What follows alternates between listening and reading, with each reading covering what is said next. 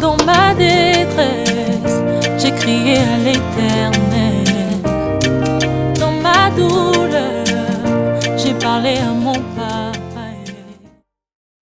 Shalom peuple de Dieu, bonjour. Bienvenue à notre méditation et prière matinale du mardi 9 avril 2024 qui nous sort du livre des Psaumes chapitre 118 verset 13. Nous lisons au nom de Jésus. Tu me poussais pour me faire tomber, mais l'Éternel m'a secouru. Bien-aimés, ce matin, tant que nous avons le Seigneur, peu importe, n'est-ce pas, des myriades d'ennemis qui nous accablent, qui nous poussent vers le bas, le Seigneur nous tendra toujours la main. Bien-aimé, le Seigneur te délivre toujours contre tes adversaires. Bien-aimé, si l'adversaire n'existait pas, tu ne pourrais pas voir la puissance de Dieu. Bien-aimé, en tant qu'enfant de Dieu, pour être rassuré que notre Dieu est puissant, nous avons besoin d'être accablés. Nous avons besoin d'avoir des adversaires. Parce que, bien-aimé, ce sont tes adversaires qui te permettent d'expérimenter la puissance de Dieu. C'est grâce à tes adversaires que tu peux dire que oui, ton Dieu est fort.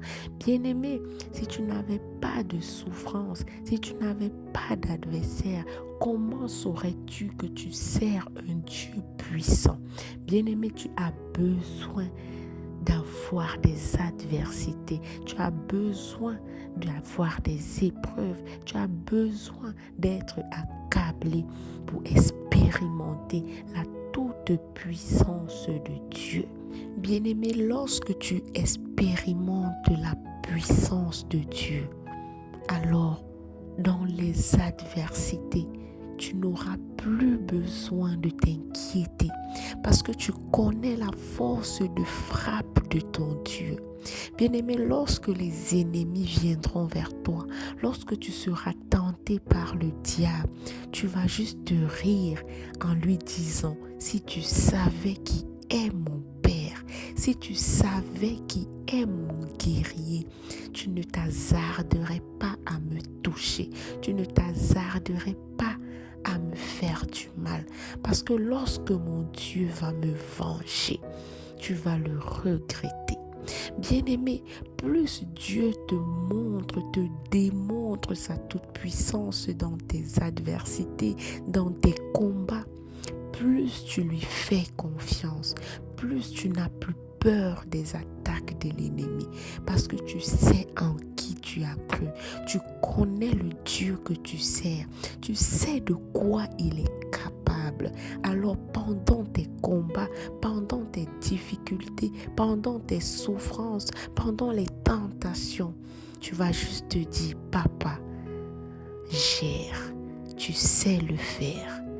Oh, notre Dieu est merveilleux. La Bible nous dit, mais dans Michée chapitre 7 verset 8, il dit, toi mon ennemi, ne te réjouis pas à mon sujet, car si je suis tombé, je me relèverai. Si je suis assis dans les ténèbres, l'Éternel sera ma lumière. Bien-aimé, lorsque tu connais ton Dieu, tu n'as même pas besoin de te soucier lorsque tes ennemis viennent te menacer.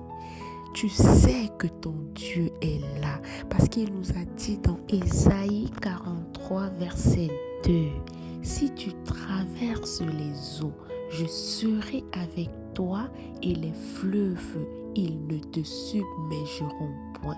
Si tu marches dans le feu, tu ne te brûleras pas et la flamme ne t'embrasera pas. Parce qu'il sera là, bien-aimé. Ce qui tue dans le feu, il l'aura déjà enlevé avant que tu traverses ce feu. Ce qui tue dans le fleuve, il l'aura déjà enlevé. Bien-aimé, tu vas traverser le feu, mais au aucun malheur ne t'arrivera. Parce que dans ce feu, tu as un Dieu qui est le feu dévorant.